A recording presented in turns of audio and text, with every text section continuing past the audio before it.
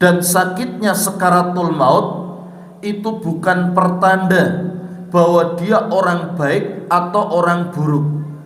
Sakaratul maut itu seperti rasa sakit yang Allah berikan kepada orang-orang yang dikehendakinya. Dan sekali lagi, ini bukan pertanda ketika sakaratul maut itu terasa berat berarti dia orang buruk, atau ketika sakaratul mautnya itu dia tidak merasakan suatu hal yang berat kemudian dia orang baik. Tidak.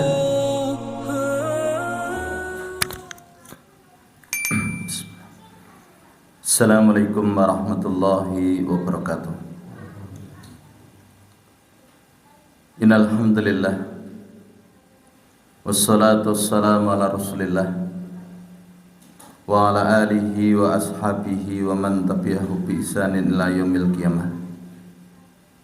Allahumma shalli ala Muhammad wa ala ali Muhammad kama shallaita ala Ibrahim wa ala ali Ibrahim fil alamin innaka Hamidum Majid.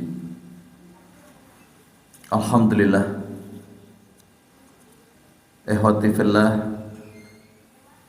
bapak-bapak, ibu-ibu jemaah salat subuh yang mudah-mudahan dirahmati oleh Allah Subhanahu wa taala. Alhamdulillah, di kesempatan pagi yang berbahagia ini Allah Subhanahu wa taala kumpulkan kita di majelis yang mulia ini, di salah satu taman surga yang ada di dunia. Maka marilah kita senantiasa bersyukur kehadirat Allah Subhanahu wa taala karena kenikmatan yang Allah berikan kepada kita, sehingga kita bisa bertemu muwajahah mujalasah di tempat yang mulia ini. Maka marilah kita senantiasa menggunakan kenikmatan-kenikmatan yang Allah berikan kepada kita untuk menambah ketaatan kita kepadanya. Ikhwati fillah, bapak-bapak, ibu-ibu yang mudah-mudahan dirahmati oleh Allah Subhanahu wa taala. Pada kesempatan yang lalu telah kita sampaikan berkenaan dengan kematian yang akan mendatangi kepada setiap orang,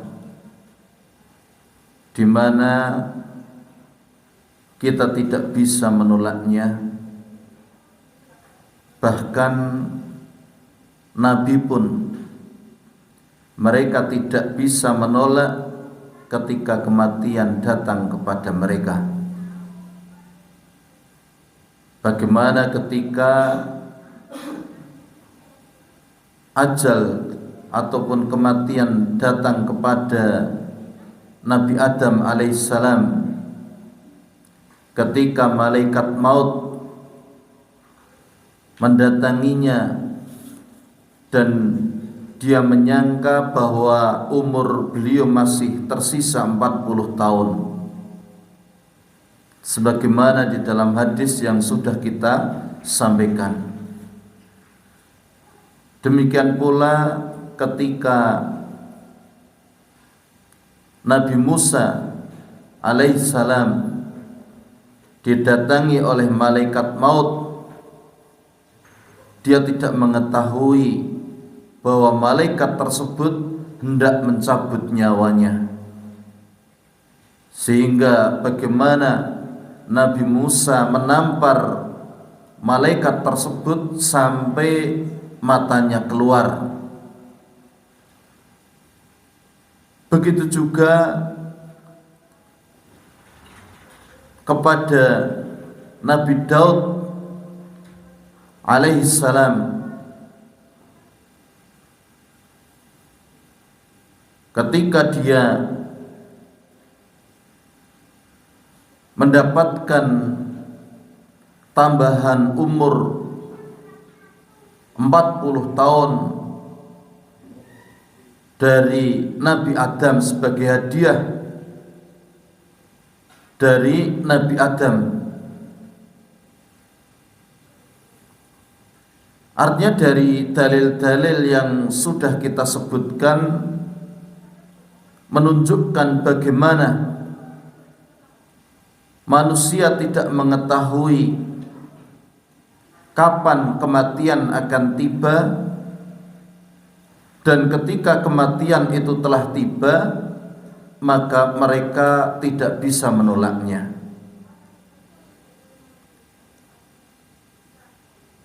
Maka pada kesempatan pagi hari ini kita lanjutkan masih berkenaan dengan masalah beberapa peristiwa yang akan dialami dan dihadapi oleh seseorang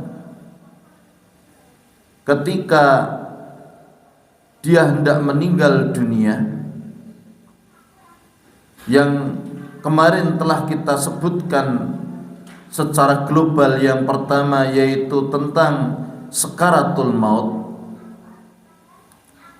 di mana keadaan ini akan menimpa kepada setiap orang.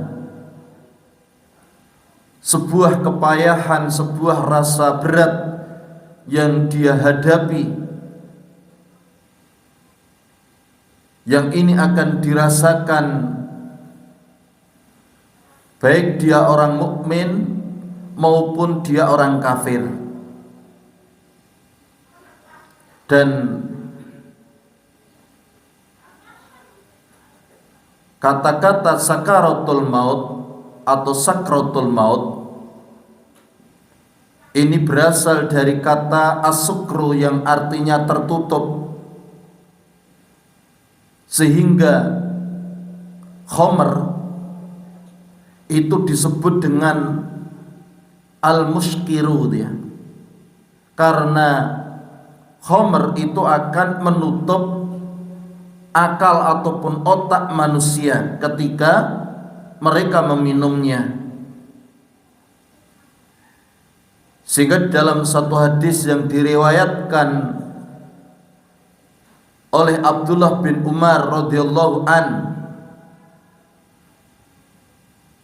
dia berkata bahwasanya Rasulullah sallallahu alaihi wasallam bersabda, kullu muskirin khamrun wa kullu muskirin haramun.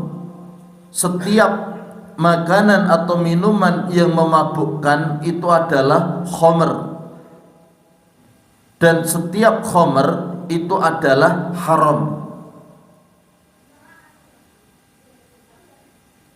Dan sesuatu yang memabukkan tadi disebut dengan muskir karena makanan atau minuman tersebut itu menutup akal ataupun otak manusia, sehingga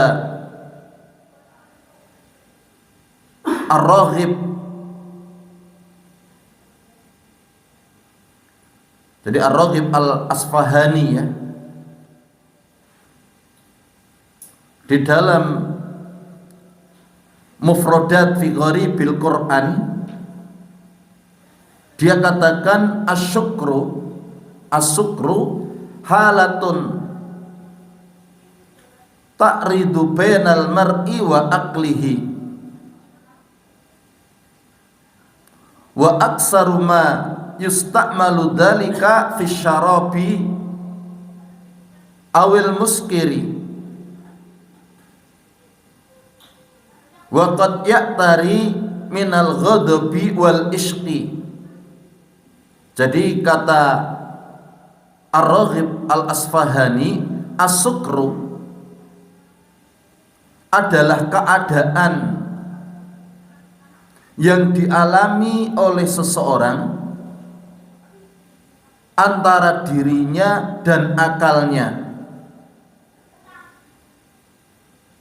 Dan kata ini kebanyakan digunakan pada minuman yang memabukkan. Kata ini terkadang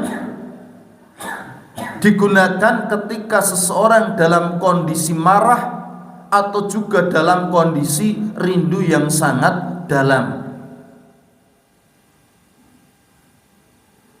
Adapun sakratul maut itu adalah kondisi di mana seseorang itu setengah sadar diakibatkan karena rasa sakit yang dirasakan menjelang kematian. Dan sekali lagi keadaan semacam ini akan dialami oleh siapapun, baik dia orang yang baik maupun orang yang buruk. Dan sakitnya sakaratul maut itu bukan pertanda bahwa dia orang baik atau orang buruk.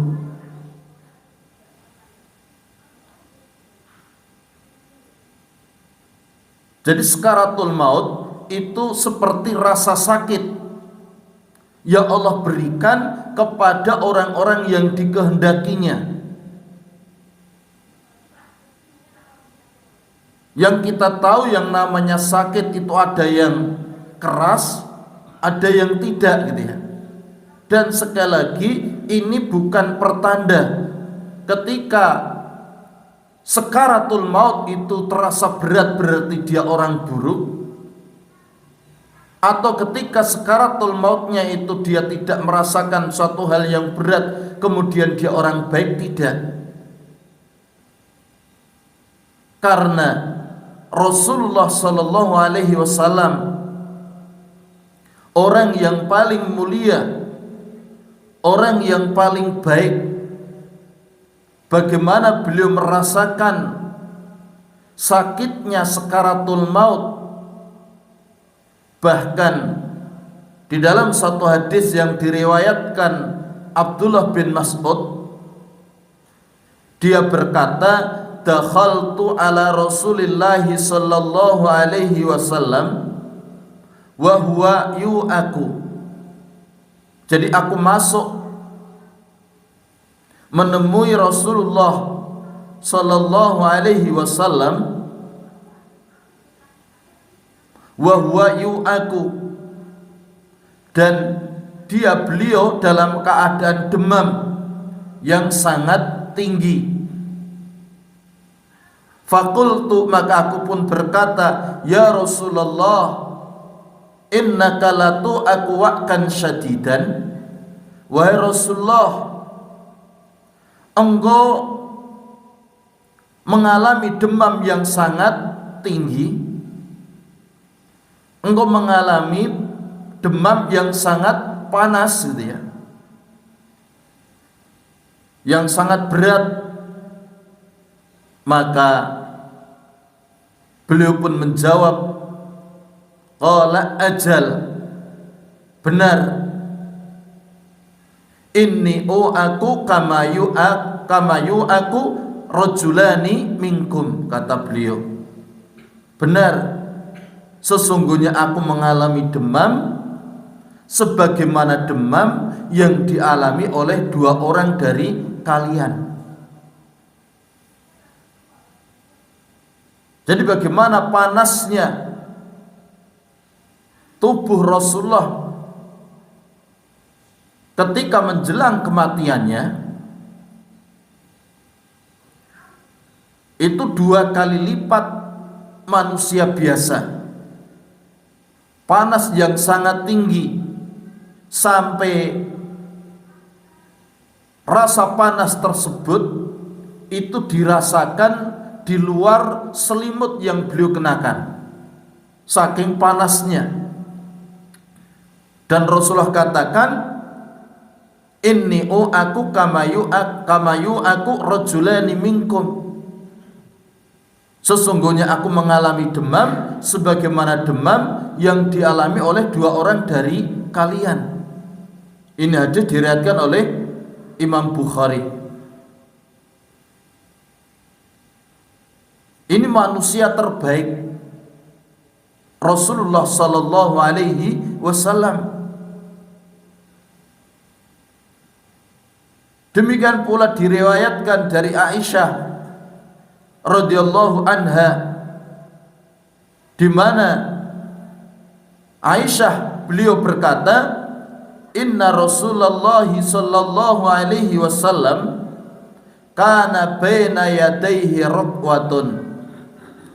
Sesungguhnya di hadapan Rasulullah sallallahu alaihi wasallam ada bejana berisi air, ada bejana kecil berisi air.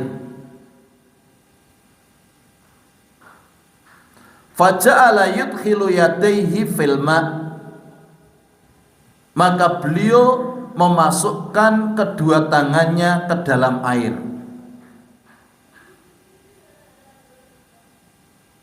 Fayamsahu bihima wajahahu, kemudian beliau mengusapkan kedua tangannya yang basah dengan air itu ke wajah beliau. Wa yaqul, dan beliau berkata, la ilaha illallah, inna lil mauti sakarat. Sesungguhnya tidak ada sesembahan yang hak, yang berhak untuk disembah kecuali Allah. Inna lil mauti sakarat, sesungguhnya kematian itu ada sekaratnya. Summa nasaba yadahu faja'ala yaqul fir rafiqil a'la, kemudian beliau menunjuk ke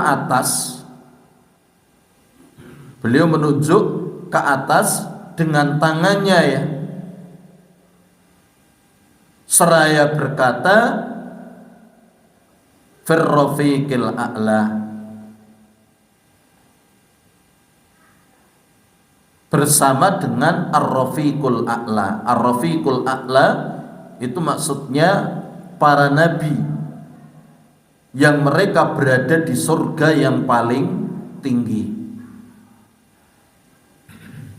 Ini keadaan Rasulullah sallallahu alaihi wasallam. Jadi bagaimana beliau mencelupkan tangannya ke dalam air, dia usapkan ke wajahnya karena panasnya tubuh Rasulullah sallallahu alaihi wasallam. Kemudian bagaimana beliau katakan la ilaha illallah, inna lil mauti sakarat.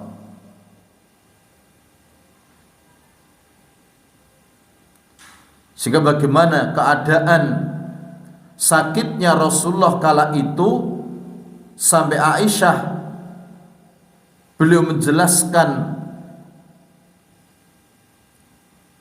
tentang beratnya rasa sakit yang diderita oleh Rasulullah.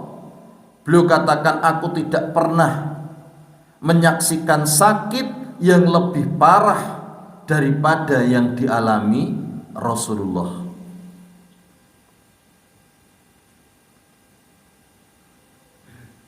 Sampai-sampai di dalam satu hadis nanti, ketika Aisyah, ya,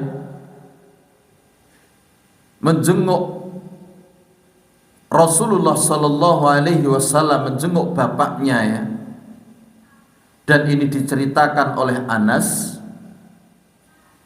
lamma saqulan nabiyyu sallallahu alaihi wasallam ja'ala yataghasyahu.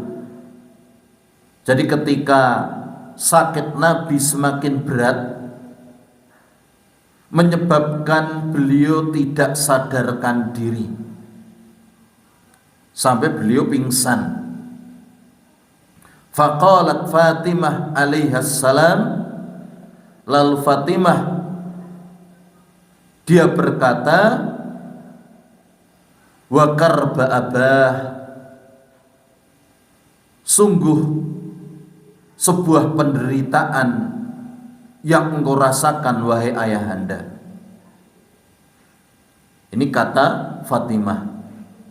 Faqala laha, ketika Rasulullah mendengar putrinya mengatakan semacam itu, maka beliau pun berkata kepadanya, laisa ala abika karbun ba'dal yaum. Jadi setelah mendengar putrinya mengatakan semacam itu, maka Rasulullah Shallallahu Alaihi Wasallam pun bersabda, tidak ada kesulitan yang akan menimpa ayahmu setelah ini. Jadi Rasulullah berkata kepada Fatimah, laisa ala abika karbun ba'dal yaum. Tidak akan ada kesusahan, tidak akan ada kesulitan yang akan dirasakan oleh bapakmu setelah hari ini.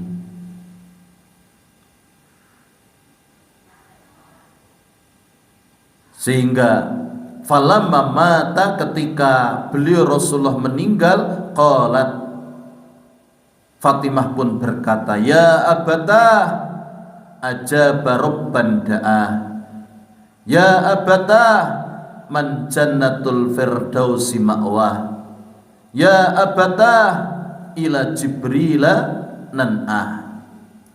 Wahai ayahanda,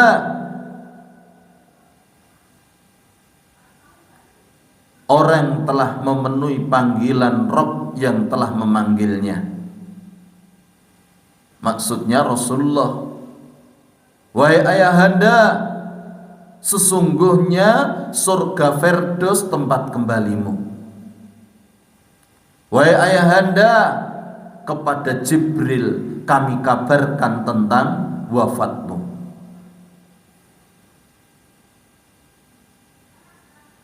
Ini keadaan Rasulullah Sallallahu Alaihi Wasallam yang diceritakan oleh putrinya Fatimah.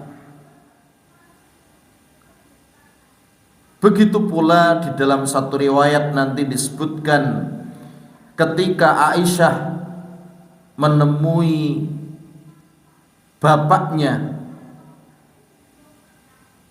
yaitu Abu Bakar, yang kala itu sedang sakit. Ketika sakitnya semakin parah, bagaimana Aisyah, dia berkata, sungguh kekayaan tak berguna bagi seseorang ketika roh sudah sampai tenggorokan, lagi menyesakkan dada.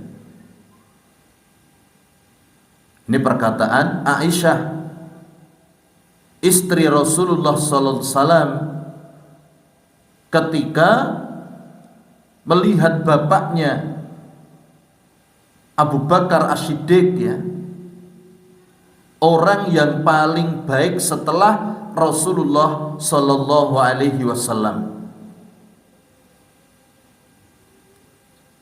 Dia katakan, sungguh kekayaan tak berguna bagi seseorang ketika roh sudah sampai di tenggorokan. Mendengar perkataan semacam ini, Abu Bakar membuka wajahnya dan dia berkata, bukan demikian, tetapi katakanlah, wajaat sakratul mauti bil haq, dzalika ma kunta minhu tahid. Di dalam surat Qaf ayat yang ke-19, dan datanglah sakaratul maut dengan sebenar-benarnya, itulah yang dahulu hendak kamu hindari. Jadi ini keadaan tentang sakaratul maut.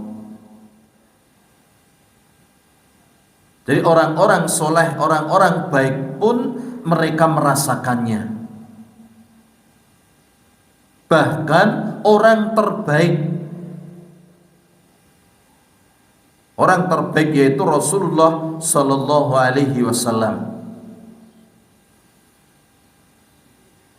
Tetapi bagi mereka orang-orang yang baik, bagi mereka orang-orang mukmin, maka sakitnya sakaratul maut ketika dia hadapi dengan kesabaran, maka itu merupakan penghapus terhadap dosa-dosa dia, atau meningkatkan derajat dia di sisi Allah Subhanahu wa ta'ala. Karena beratnya cobaan musibah yang menimpa kepada seseorang itu merupakan kebaikan ya ketika dia hadapi dengan kesabaran. Maka kita senantiasa memohon kepada Allah dalam kondisi semacam itu kita diberikan kesabaran. Karena sekali lagi mereka para nabi, orang-orang soleh, mereka mengalami juga keadaan semacam ini. Bahkan Rasulullah kabarkan asadun nasi bala'an al-anbiya'u summa salihuna summal amsal fal amsal. Orang yang paling berat ujiannya adalah para nabi, kemudian orang-orang soleh, kemudian orang yang semisal dengan mereka, kemudian orang yang semisal dengan mereka. Ini keadaan sakaratul maut.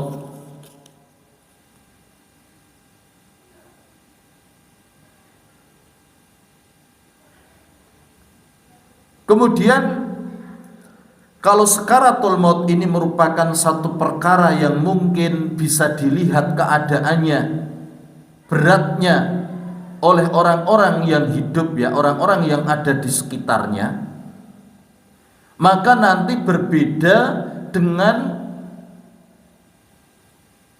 peristiwa yang akan dihadapi oleh seseorang sebelum meninggalnya yang namanya ihtidor. Jadi kalau ihtidor ketika roh itu dicabut, maka ini yang kemarin kita katakan merupakan perkara gaib yang tidak bisa dilihat oleh orang-orang yang di sekitarnya. Jadi ketika proses roh dicabut dari jasad, karena roh itu adalah sesuatu yang gaib, kemudian malaikat maut pencabut nyawa itu juga gaib, maka sekali lagi tentang ihtidar ini merupakan sesuatu yang gaib yang tidak bisa dilihat.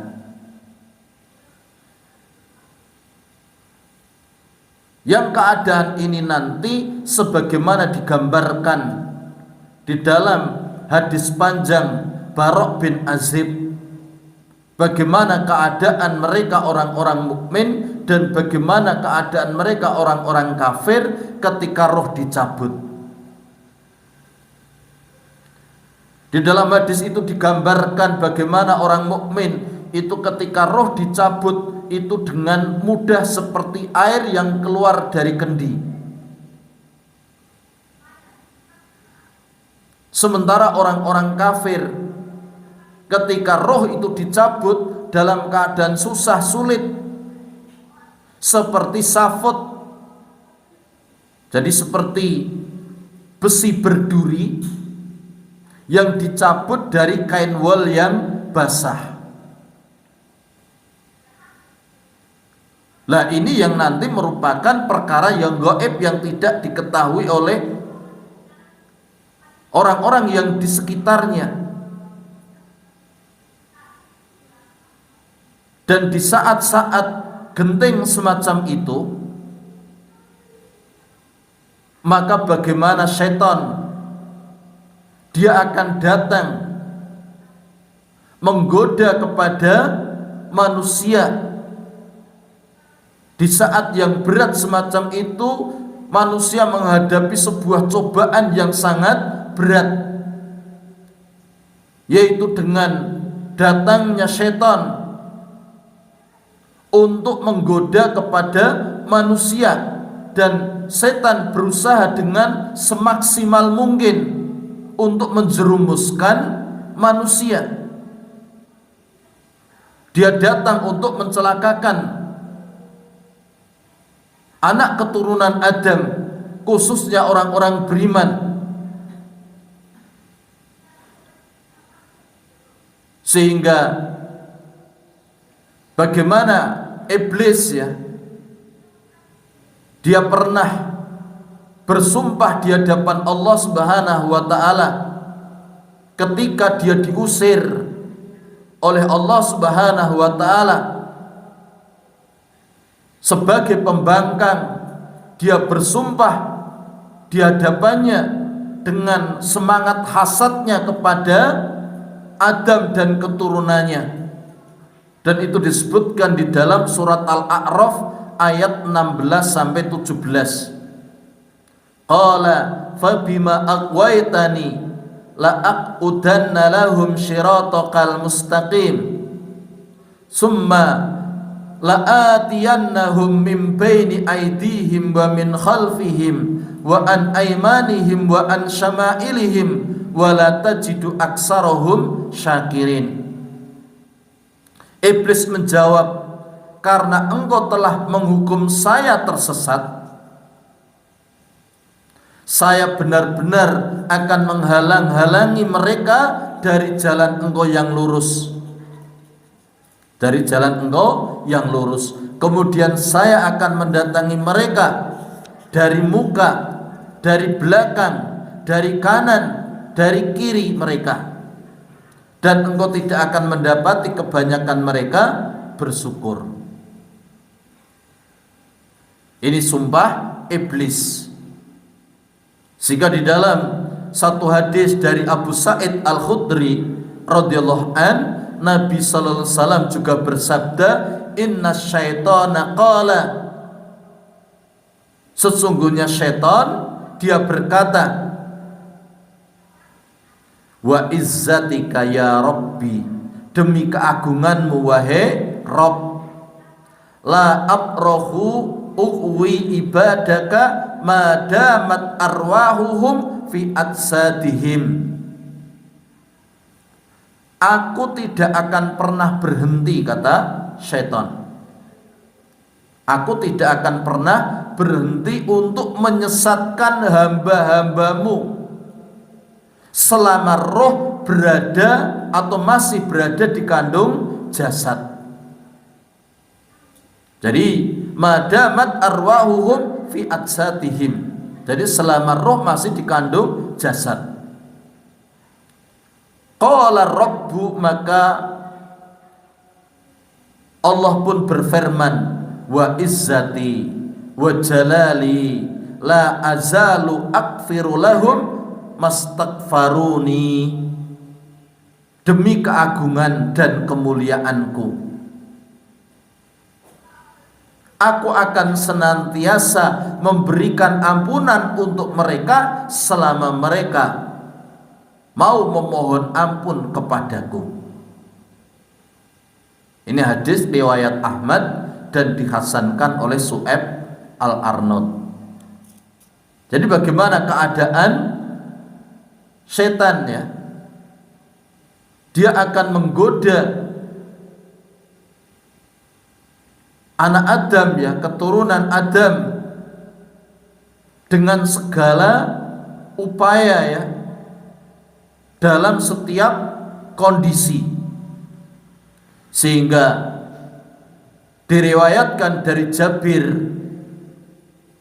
dia berkata, aku mendengar Rasulullah sallallahu alaihi wasallam bersabda, inna syaitana yahduru ahadakum inda kulli syai'in min sya'nihi, sesungguhnya setan akan mendatangi salah satu dari kalian di dalam setiap kondisinya, hatta yahdurahu inda ta'amihi, sampai dia akan mendatangi manusia itu ketika dia sedang makan. Fa idza saqatat min ahadikumul luqmah, maka apabila ada makanan yang jatuh dari kalian, fal yumit maka nabiha min adha, maka hendaknya dia mengambilnya, kemudian membersihkan kotorannya, Summa liyakulha, kemudian hendaknya dia memakannya. Wala yada'ha lisyaiton, jangan biarkan makanan itu untuk setan. Kadang-kadang karena gengsi ya, di rumah makan besar, di restoran banyak orang, lauknya jatuh gitu ya. Kadang-kadang karena malu, gengsi, kita tidak mau mengambilnya, kita biarkan. Maka ini artinya membiarkan untuk setan. Padahal Rasulullah bersabda wala yada'ha lisyaiton. Jadi sampai ketika manusia mau makan, setan datang. Kadang mau masukkan ke mulut ya, mungkin disamplok gitu ya, jatuh. Maka dalam kondisi semacam itu ambil, bersihkan kotorannya, makan. Jangan biarkan untuk setan. Kemudian Rasulullah bersabda, fa idza faragha falyal'aq asabi'ahu. Dan apabila dia telah selesai dari makannya, falyal'aq asabi'ahu, maka hendaknya dia menjilati jari jemarinya. Ya. Fa innahu la yadri fi ayyi ta'amihi takunul barokah, karena sungguhnya dia tidak mengetahui di mana dari makanan itu yang ada keberkahannya. Mungkin yang tersisa di jarinya itu. Ini diantara adab ketika makan. Jadi sampai dalam perkara makan pun setan akan menggoda. Bagaimana biar makanannya jatuh? Bagaimana biar orang makan dengan tangan kiri? Itu sampai pada perkara makan. Apalagi nanti saat-saat ketika seseorang hendak meninggal, ketika menjelang kematian, ini lebih bersemangat lagi setan untuk menggodanya. Maka Syekhul Islam Ibnu Taimiyah rahimahullah, beliau katakan walakin waqtul mauti ahrasu ma yakunu syaitanu ala iqwa'i bani Adam. Akan tetapi kata beliau, waktu akan mati merupakan kondisi yang syaitan paling bersemangat untuk menyesatkan anak keturunan Adam. Kenapa? Li'annahu waqtul hajah, karena itu merupakan waktu yang sangat penting. Waqad qala Nabi sallallahu alaihi wasallam fil hadis sahih, bukankah Nabi sallallahu alaihi wasallam bersabda di dalam satu hadis yang sahih, al a'malu bi khawatimiha. Jadi amalan itu tergantung di akhirnya, dan ini yang tidak diinginkan oleh setan. Manusia itu terakhir dalam keadaan baik. Ini yang tidak diinginkan oleh setan. Maka waktu paling bersemangat setan menggoda manusia itu kala itu. Maka di kitabnya Imam Al-Qurtubi, yaitu At-Tadhkirah fi ahwalil mauta wa umuril akhirah, di sana beliau menulis satu bab, yaitu babun ma jaa anna syaitan yahdurul mayyit inda mautihi.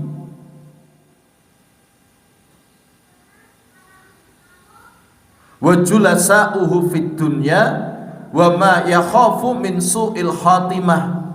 Jadi beliau menulis satu bab tentang bagaimana setan itu akan datang kepada mayit, kepada orang yang mau meninggal, ya, dia akan berwujud orang-orang yang dia cintai ketika hidup di dunia.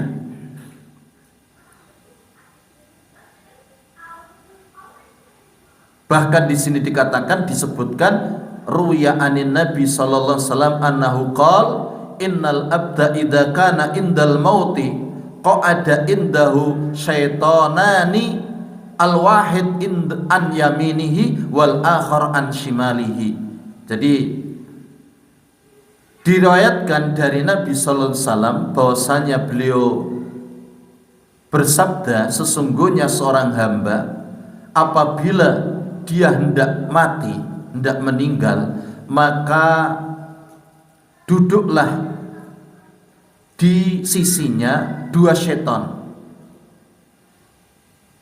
Yang satu berada di sebelah kanan, yang satunya lagi berada di sebelah kiri. Falladhi an yaminihi ala sifati abihi. Adapun yang ada di sebelah kanannya itu dia menyerupai bapaknya. Yaqulu lahu, dan dia berkata kepadanya, wahai anakku, ya bunayya inni kuntu alaika safiqan. Wahai anakku, aku sangat sayang cinta kepadamu, ya. Maka aku menginginkan kamu mati di atas agama Nasrani. Dia adalah sebaik-baik agama. Kemudian walladzi ala shimalihi ala sifati ummihi. Kemudian yang sebelah kiri dalam wujud sebagai ibunya, dia pun berkata, yaqulu lahu, wahai anakku, perutku ya itu telah menjadi tempat singgah kamu, tempat tinggal kamu ya. Jadi 9 bulan kamu berada di dalam perut ibu itu ya. Jadi bagaimana dia mulai membujuk ya kepada orang tadi, sehingga yang duduk di sebelah kirinya dalam rupa sebagai ibunya, dia pun mengatakan semacam itu. Kemudian dia meminta kepada anaknya itu untuk mati di atas agama Yahudi, ya.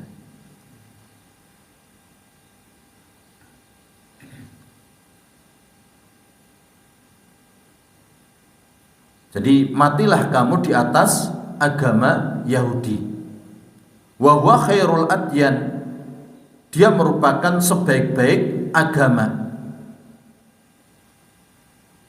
Terus semacam itu. Artinya ini kondisi yang berat waktu itu. Setan akan berupaya dengan segala daya, segala upaya.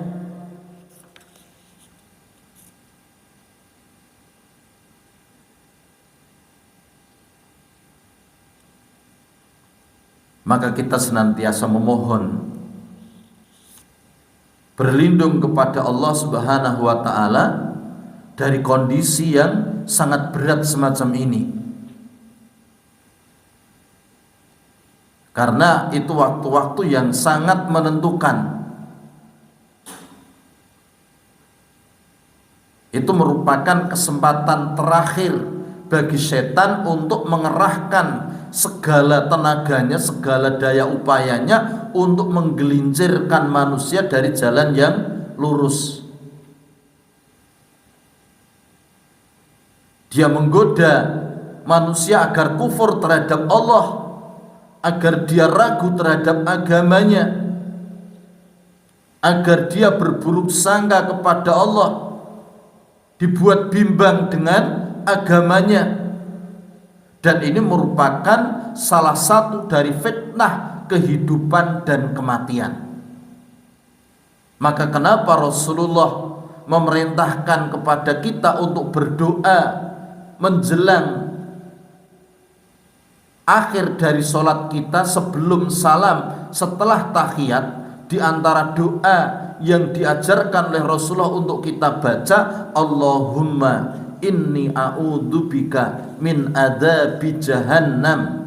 Satu, ya Allah, sesungguhnya aku berlindung kepadamu dari adab neraka jahanam. Wa min adzabil qabri. Dua, dan dari adab kubur. Kemudian wa min fitnatil mahya wal mamat, dan dari fitnah kehidupan dan kematian. Para ulama menjelaskan yang dimaksud fitnah kehidupan dan kematian adalah saat menjelang kematian. Fitnah kehidupan dan kematian. Karena ini perkara berat sekali lagi. Kemudian yang keempat, wa min syarri fitnatil masihid dajjal, dan dari fitnah, dari keburukan fitnahnya al-masihud dajjal.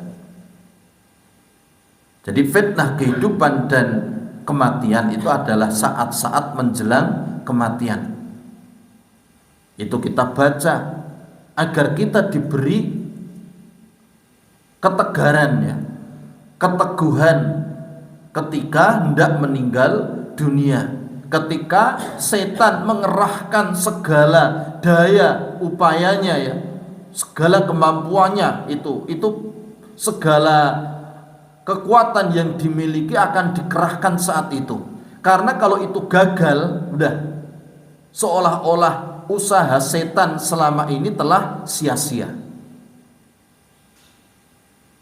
sehingga dia tidak ingin manusia itu meninggal dalam keadaan baik. Jangankan kita, ya, jangankan kita, nanti orang-orang yang soleh, orang-orang yang baik, sekelas Imam Ahmad bin Hambal. Kita tahu Imam Ahmad bin Hambal salah satu dari 4 imam mazhab, imam yang keempat murid dari Imam Syafi'i, seorang ulama yang hafal 1 juta hadis. Kita tahu bagaimana ujian yang dihadapi oleh Imam Ahmad bin Hambal ketika berkenaan dengan masalah khalqul Quran, ya. Bagaimana tegarnya, bagaimana sabarnya beliau menghadapi cobaan dan ujian yang luar biasa. Lah, sekelas beliau saja itu masih ketika hendak meninggal itu masih digoda, didatangi oleh syaitan. Itu diceritakan oleh anaknya Abdullah. Apa kata Abdullah? Hadartu wafata Abi Ahmad. Aku datang hadir ketika kematian bapakku Ahmad. Hadartu wafata Abi Ahmad. Wa biyadil khirqah li asyudda lihyaihi. Sedangkan di tanganku ada kain untuk mengikat rahangnya. Fakana yukriku summa yufiqu. Terkadang dia pingsan kemudian sadar, saking beratnya, saking beratnya rasa sakit yang dideritanya. Imam Ahmad ini sekali lagi ulama besar, juga merasakan sakitnya sakaratul maut, sampai dia pingsan, kemudian sadar, pingsan lagi, sadar lagi. Lah, ketika sadar, wa yaqulu biyadihi la ba'du la ba'du. Jadi ketika sadar dari pingsannya, dia berkata belum, tidak, belum, tidak, belum. Fa'ala hadza miraran. Dia melakukan ini terus-terusan. Kata Abdullah, faqultu lahu, maka aku berkata kepadanya, ya abati, ayu syai'in ma yabdu minka. Wahai ayahanda, apa yang menimpa kepada diri kamu? Kenapa kamu mengatakan semacam ini dalam kondisi semacam ini? Maka ketika ditanya anaknya semacam itu, faqala, maka Imam Ahmad pun menjawab, inna syaitana qaimun bihadai adin ala anamilihi yaqulu ya Ahmad futtani wa ana aqulu la ba'du hatta amut. Masya Allah ya. Jadi Imam Ahmad katakan, sesungguhnya syaitan dia berdiri di hadapanku sambil gigit jari, menunjukkan keputusasaan, menunjukkan kekalahan. Di hadapan Imam Ahmad bagaimana setan datang menunjukkan kekalahan. Dia kibarkan bendera putih pertanda menyerah.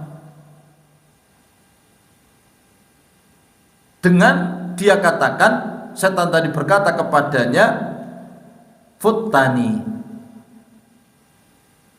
jadi kamu telah menang melawan aku telah kalah melawan kamu telah selamat dari bujuk rayuku, gitu loh.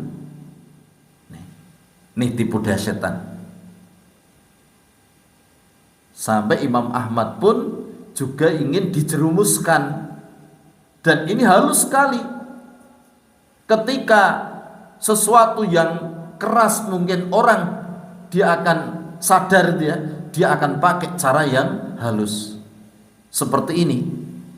Bagaimana setan datang dengan mengibarkan bendera putih pertanda dirinya kalah, kemudian dia gigit jari dengan mengatakan, saya menyerah, mengaku kalah melawan kamu telah menang melawan diriku.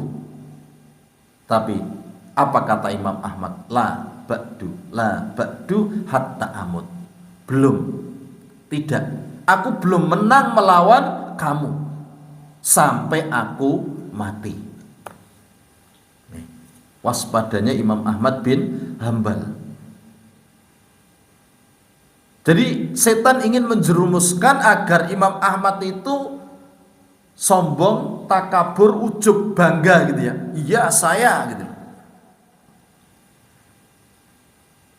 Siapa yang menang melawan saya? Lah, kalau seperti itu maka tipu daya setan berhasil. Kadang-kadang kita dipuji, wah kamu hebat. Kita jatuh justru seperti ini. Tapi bagaimana Imam Ahmad?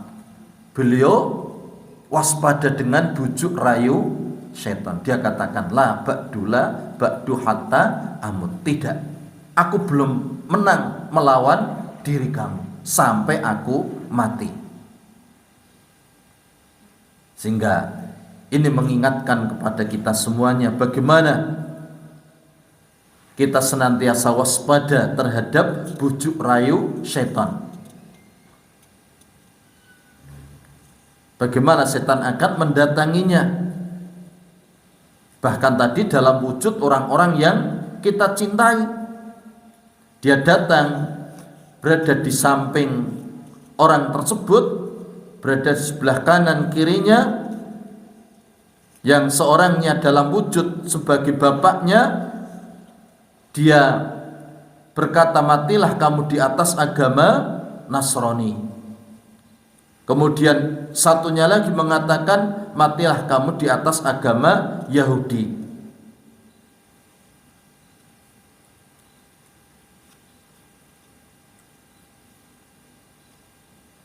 Jadi bagaimana keadaan ketika seseorang hendak meninggal? Dan ini sekali lagi merupakan ujian yang sangat berat. Jadi kalau para ulama saja tidak lepas dari godaan, apalagi kita, maka bagaimana kita senantiasa memohon kepada Allah Subhanahu wa taala agar diberi keteguhan. Karena itu merupakan saat-saat yang sangat menentukan di akhir dari kehidupan itu. Maka kalau Nabi sallallahu alaihi wasallam pernah bersabda, innal abda la ya'malu bi amali ahlil jannati hatta ma yakunu bainahu wa bainaha illa dhira fayasbiqu alaihil kitab fayamalu bi amali ahlin nari fayadkhuluha wa innal abda la ya'malu bi amali ahlin nari hatta ma yakunu bainahu wa bainaha illa dhira fayasbiqu alaihil kitab fayamalu bi amali ahlil jannati fayadkhuluha. Sungguh ada seorang hamba yang senantiasa mengerjakan amalan-amalan penghuni surga, sehingga jarak antara dia dan surga hanya 1 hasta. Namun ketetapan Allah mendahuluinya sehingga dia melakukan amalan penghuni neraka. Ini yang kita khawatirkan. Ya. Ini yang kita khawatirkan. Maka dia pun masuk neraka. Dan sungguh ada seorang hamba yang senantiasa mengerjakan amalan-amalan penghuni neraka hingga jarak antara dia dan neraka itu hanya 1 hasta. Namun ketetapan Allah mendahuluinya sehingga dia melakukan amalan penghuni surga, maka dia pun masuk surga. Yang ini kita tidak mengetahuinya. Maka kita senantiasa mohon kepada Allah dan melakukan sebab-sebab gitu ya. Jadi selain memohon berdoa kepada Allah, bagaimana kita melakukan sebab-sebab, seperti sebab-sebab untuk mendapatkan husnul khotimah. Kemudian menghindari sebab-sebab yang menyebabkan seseorang itu su'ul khotimah. Ini harus kita usahakan, kita upayakan.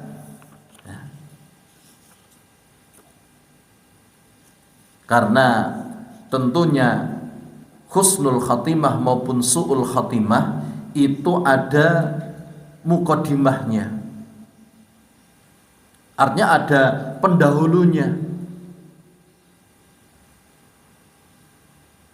Selain kita berdoa kepada Allah Subhanahu wa ta'ala, bagaimana kita membiasakan perkara-perkara yang baik ya.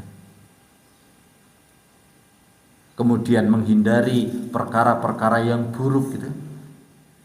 Itu untuk mendapatkan husnul khotimah, dihindarkan dari su'ul khotimah.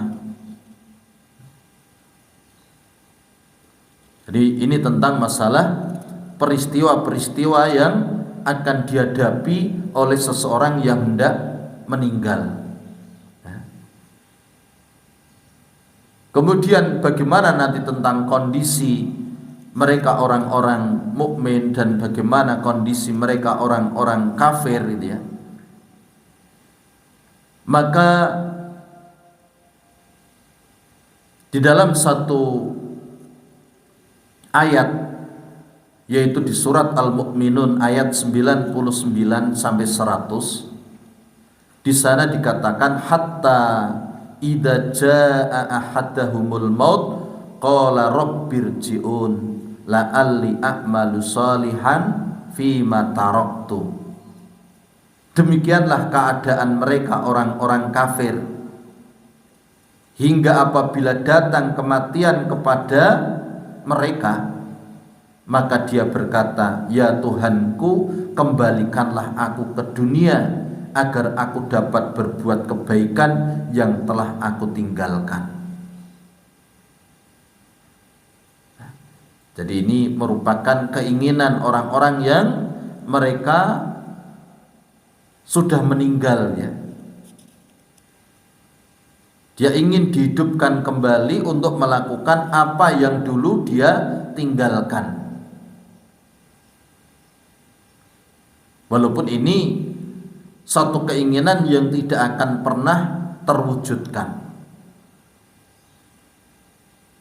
Karena nanti dijawab oleh Allah, kalla, tidak sama sekali. Innaha kalimatun huwa qailuha, itu hanya sekedar ungkapan, ucapan yang dikatakan saja. Wa mi waraihim barzakhun ila yaumi yub'asun, dan di belakang mereka, di hadapan mereka itu ada barzah, ada dinding pembatas sampai mereka dibangkitkan. Sampai mereka dibangkitkan. Ini bapak-bapak, ibu-ibu yang kita sampaikan pada kesempatan pagi hari ini. Mudah-mudahan ini mengingatkan kepada kita semuanya, ya, sebuah peristiwa yang akan menimpa kepada seseorang menjelang kematiannya. Jadi ada sekarat, di sana ada ikhtidar, ya. Adapun sekarat sekali lagi itu akan dialami termasuk oleh orang-orang yang baik.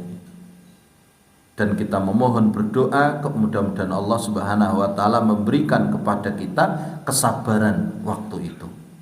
Ya. Karena bagi orang beriman sekali lagi itu merupakan kebaikan. Saat itulah dosa-dosa kesalahan kita dihapus dengan rasa sakit yang Allah berikan, atau akan diangkat derajat seseorang ketika dia merasakan sakit ketika sakaratul maut tadi. Wallahu a'lam bishawab. Ini yang bisa kita sampaikan. Kalau ada salah khilafnya, saya istighfar kepada Allah, mohon maaf. Aqulu qouli hadza wastaghfirullah li wa lakum wa lisairil muslimina min kulli dhanbin innahu huwal ghafurur rahim. Mari kita tutup majelis pagi hari ini dengan doa kafaratul majelis. Subhanaka Allahumma wa bihamdika asyhadu an la ilaha illa anta astaghfiruka wa atubu ilaik. Wassalamualaikum warahmatullahi wabarakatuh.